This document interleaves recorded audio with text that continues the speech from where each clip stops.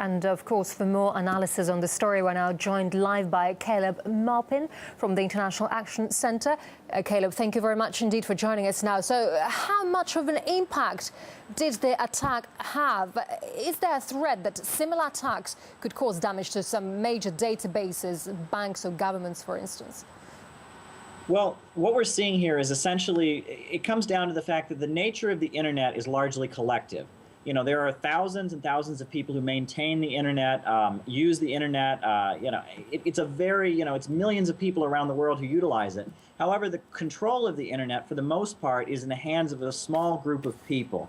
And that small group of people largely are in profit-making institutions of some kind or another, and they're in competition with each other. And as a result, with them, in competition with each other fighting, this is causing a contradiction, which is playing itself out in the fight that we're currently seeing. Yeah, we're seeing more and more hacker attacks, and they're gaining more and more strength as well. So can we go so far as to compare the scale of the damage they cause to that done by weapons of mass destruction then?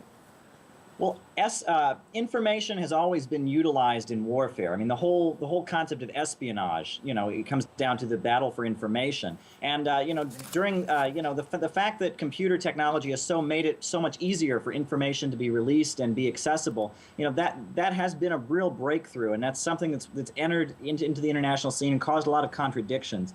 I do want to point out that there was actually a real effort during the computer revolution to keep the Soviet Union and socialist countries from getting access to the computer revolution, and that played a key role in the destruction of the socialist bloc. Was the use of the keeping information technology away from socialist countries. So it's always been very important, and the battle for information has gone on historically, and now it breaks out as information is so easily accessible and so quickly accessible with the internet. Yeah, and can you probably tell us more about the motives of this kind of attacks?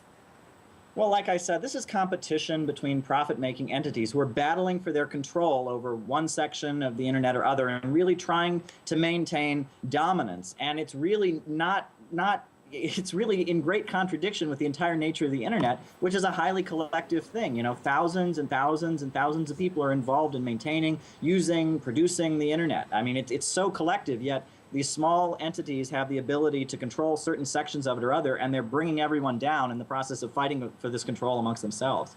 So does this mean that full-scale cyber wars are just around the corner then?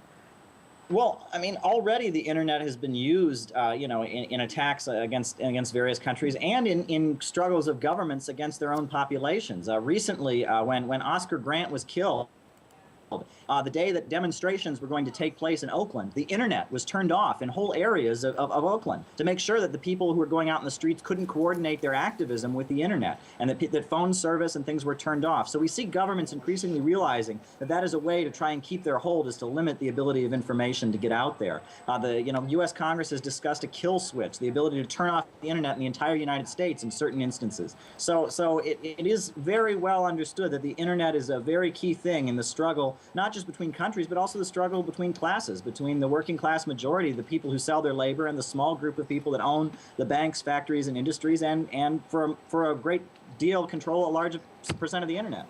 Oh yes, all right. Caleb Maupin from the International Action Centre, thank you very much indeed. And thank you.